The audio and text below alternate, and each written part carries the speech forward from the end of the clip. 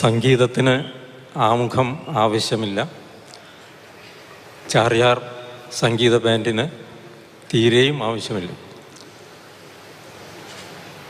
പക്ഷെ ഇന്നത്തെ ഇന്ത്യൻ വർത്തമാനകാല സാഹചര്യത്തിൽ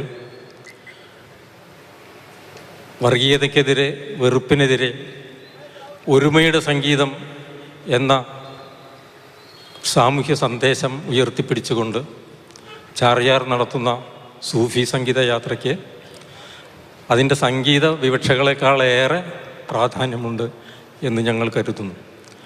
ചാവക്കാട് ഘരാന അത്തരമൊരു ദൗത്യം ഏറ്റെടുക്കുകയും ഈ പരിപാടിക്ക് കേരളത്തിലെ മൂന്നാമത്തെ ചാർയാർ സംഗീത ഗ്രൂപ്പിൻ്റെ പരിപാടിക്ക് ആതിഥ്യം വഹിക്കാനുള്ള തീരുമാനം എടുക്കുകയാണ് ചെയ്തത്. ഇത് വെറുമൊരു സംഗീത പരിപാടി എന്നുള്ള രീതിയിലല്ല. ഞങ്ങൾ പല പരിപാടികളും നടത്താറുണ്ട്, സംഗീത പരിപാടികൾ നടത്തുന്നുണ്ട്. പക്ഷേ അഖിലേന്ത്യാ തലത്തിൽ പ്രശസ്തമായ ഏറെ ചരിത്ര പ്രാമുഖ്യമുള്ള ഒരു സംഘം നടത്തുന്ന സംഗീത പരിപാടിക്ക്, സൂഫി സംഗീത ആലാപന പരിപാടിക്ക് ആതിഥ്യം വഹിക്കുക, അതിന് സ്വാഗതം അരുളുക, ചാവക്കാടിനെ പോലെയുള്ള ഒരു ചെറിയ വില്ലേജ് ടൗണ്, ഒരു മുനിസിപ്പാലിറ്റിക്ക് ഏറെ അഭിമാനകരമായ ഒരു കാര്യമാണ് എന്ന് ഞങ്ങൾ കരുതുന്നു.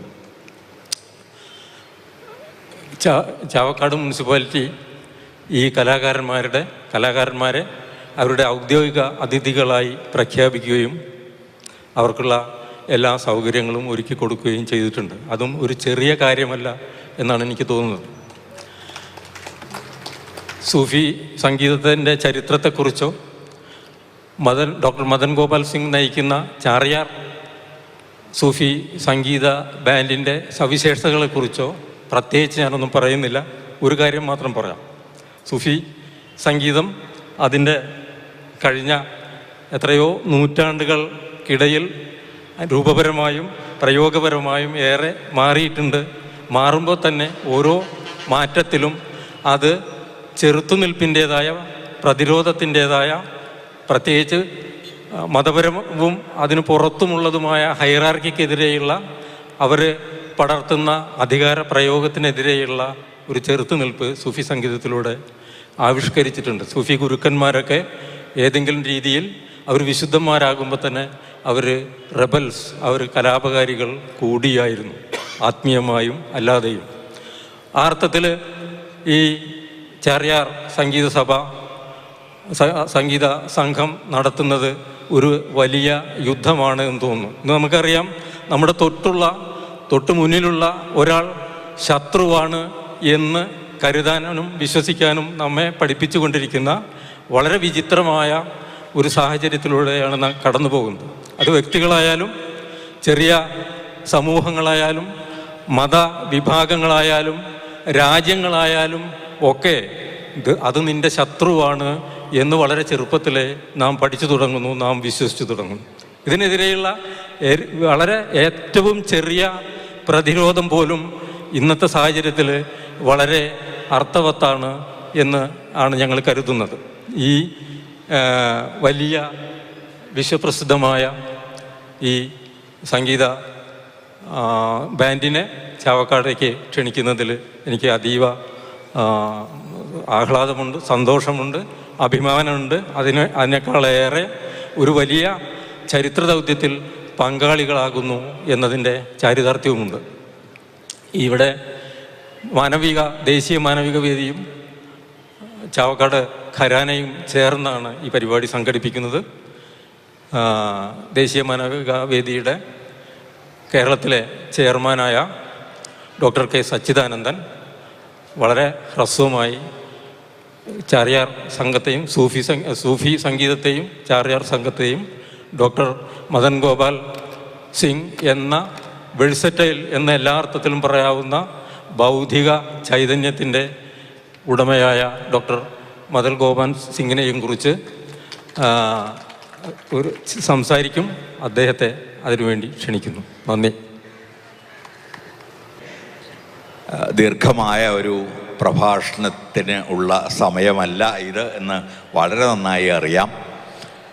മാനവിക ഈ ദേശീയ മാനവിക വേദി ആരംഭിച്ചത് ശബനം ഹഷ്മി തുടങ്ങിയ മേരേ ഘർ ആക്കേ തോ ദേഖോ, എൻ്റെ വീട്ടിലൊന്ന് വന്ന് നോക്കൂ എന്ന ഒരു ദേശീയ പ്രചാരണത്തിൻ്റെ ഭാഗമായിട്ട് അതിൻ്റെ കേരള ശാഖ എന്ന നിലയിലാണ്.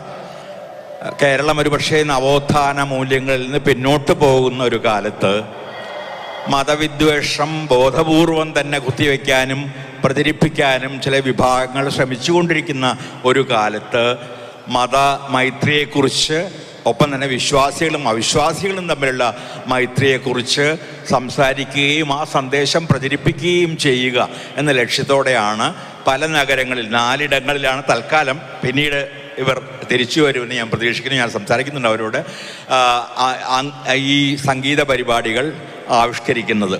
നിങ്ങൾക്കറിയാവുന്നതുപോലെ സൂഫി സംഗീതത്തിൻ്റെ, സൂഫി കവിതയുടെയും ഒക്കെ ചരിത്രം വളരെ ദീർഘമാണ്. ഞാൻ അതിനെക്കുറിച്ച് വളരെ വിശദമായി ഫ്രണ്ട് ലൈനിൽ എൻ്റെ കോളത്തിലും പിന്നെ ഒരു പുസ്തകം തന്നെയുണ്ട് ഭക്തി സൂഫി പാരമ്പര്യത്തെക്കുറിച്ച്. അതിലേക്കൊന്നും ഞാൻ കടക്കുന്നില്ല. ഹാഫീസും റൂമിയും മുതൽ ഇങ്ങോട്ട് ബുള്ളേ ഷായും ഷാ അബ്ദുൽ ലത്തീഫും വരെയുള്ള അനേകം കവികളിലൂടെ വളർന്നു പോകുന്ന, ഒപ്പം തന്നെ സമാന്തരമായി സംഗീതത്തിലൂടെ വളർന്നു പോകുന്ന ഒരു വലിയ പാരമ്പര്യമാണ് സൂഫി പാരമ്പര്യം. അതിൽ പല മതങ്ങളുടെയും ആശയങ്ങൾ ഒന്നിപ്പിക്കുന്ന ഒരു തത്വചിന്തയാണ് ഇന്ത്യയെ സംബന്ധിച്ചിടത്തോളം സൂഫി പാരമ്പര്യം. ഇറാനിൽ നിന്നത് ആരംഭിക്കുന്നു, പിന്നീട് ഇന്ത്യയിലെത്തുമ്പോൾ ഇന്ത്യയിലെ പോലും വേദങ്ങളുടെയും ഉപനിഷത്തുകളുടെയും ഒക്കെ കാതലായ കാര്യങ്ങൾ ഒന്നിച്ച് ചേർത്തുകൊണ്ട്, ഇസ്ലാമിക് തത്വചിന്തയും ചേർത്തുകൊണ്ട് അതൊരു പുതിയ മതസമന്വയത്തിൻ്റെയും ദർശന സമന്വയത്തിൻ്റെയും ഒരു അവതാരമായി മാറുന്നു. അതിൽ നിന്ന് ഉൽപ്പന്നമായ അതിൻ്റെ ആ ഒരുമയുടെ ലയത്തിൻ്റെ സംഗീതം പ്രതിഫലിപ്പിക്കുന്ന ഒരു സംഗീത പരിപാടിയാണ് ഇവിടെ നടക്കുന്നത്. ഇവിടെ ഈ 4 പേരും, മദൻ ഗോപാൽ സിംഗാണ് സംഘടന ചാറിയാർ എന്ന അതിൻ്റെ ചരിത്രത്തിലേക്ക് ഞാൻ പോകുന്നില്ല. അത് സൂഫി പാരമ്പര്യവുമായി ബന്ധപ്പെട്ട ഒരു വാക്കാണ്. ഇവിടെ 4 പേരാണ് ഈ സംഗീത യാത്രയിൽ പങ്കെടുക്കുന്നത്. അതിൽ പ്രധാനമായുള്ളത് മദൻ ഗോപാൽ സിംഗാണ്. അദ്ദേഹം ഗംഭീരനായൊരു സ്ക്രിപ്റ്റ് എഴുത്തുകാരനാണ്, സംഗീതജ്ഞനാണ്, ഒരു മഹാപണ്ഡിതനാണ്. അതോടൊപ്പം തന്നെ ഉള്ള ആളുകളാണ് പ്രീതം ഘോഷാലും ദീപക്കും അംജദ് ഖാനും ഇവരെല്ലാവരും ഇന്ത്യയിലെ ഏറ്റവും അറിയപ്പെടുന്ന സംഗീതജ്ഞരും വാദ്യ വിദഗ്ധരുമാണ്. ഇന്ത്യയിൽ മാത്രമല്ല അന്തർദേശീയമായി അറിയപ്പെടുന്ന ആളുകളാണ് അവരെ ഞാൻ ആദ്യം കേൾക്കുന്നത് ഡൽഹിയിലും അതിനുശേഷം ജോഹന്നാസ്ബർഗിലുമാണ്.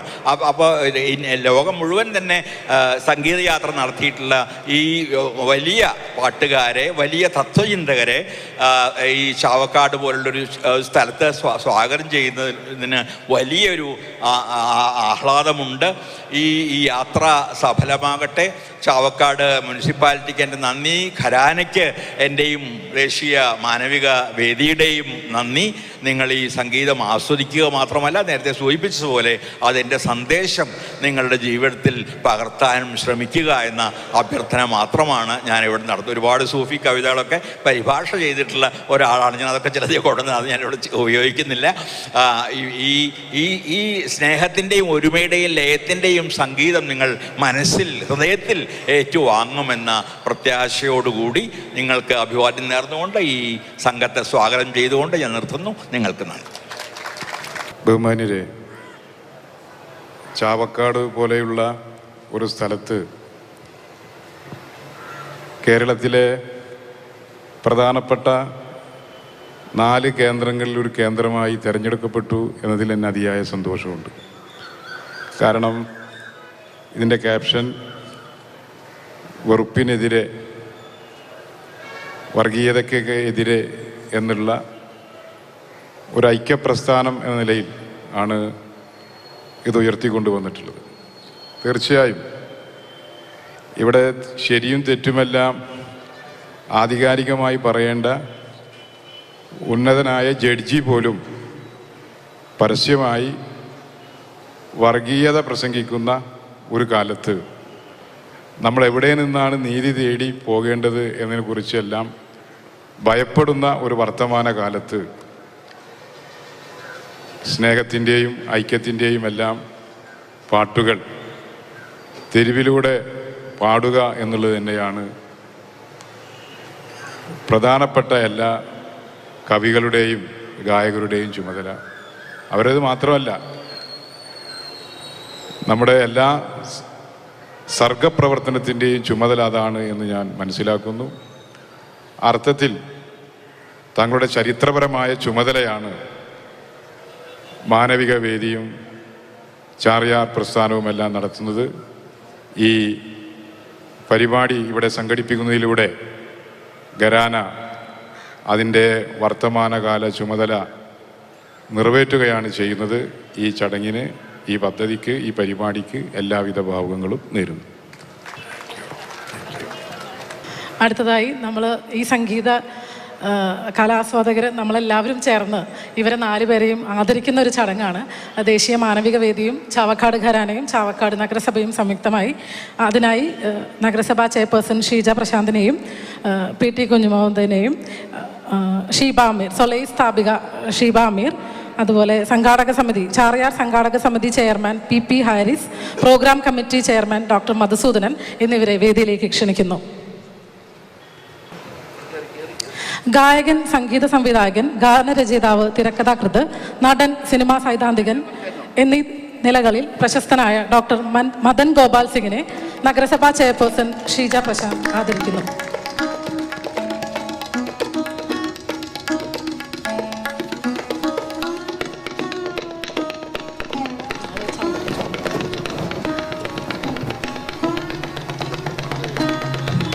ഗിറ്റാറിസ്റ്റ് ദീപക് കാസ്റ്റലിനോയെ PT കുഞ്ഞുമാവ് ആദരിക്കുന്നു.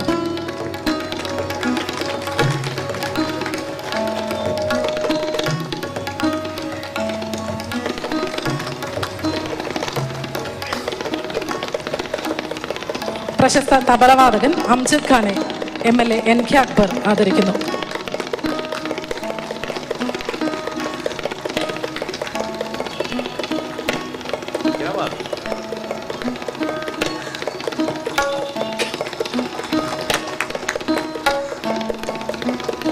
സരോദ് വാദകൻ പ്രീതം ഘോഷാലിനെ ഷീബ അമീർ ആദരിക്കുന്നു.